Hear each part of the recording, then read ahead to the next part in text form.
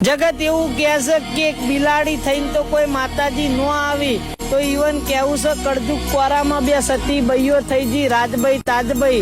આ બોઘરે કુવેથી બે સતી બઈઓ કાબરી બિલાડીનો વેહ લેતી એટલે સીધા શેવાળા વાહણા ત્રણ ગામોના મહિનો રહેવા દેતી.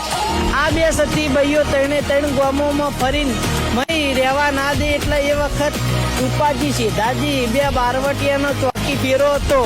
ઈવન એમ થયું કે કોક સતી બઈઓ સિંહ બિલાડીનો વેહ ધરી અને હોત પડે તેને ગામોમાં મહી રહેવા દેતી નહીં. બરોબર આ બે બારવટિયા વર રાચી રહ્યા ને એક દાડાનો ટેમ બન્યો એટલે કાબરી બિલાડીનો વેહ લઈને સીધા ગામમાં આ મહી પીને નિહારી એટલે આ વર રાચી રહ્યા હતા.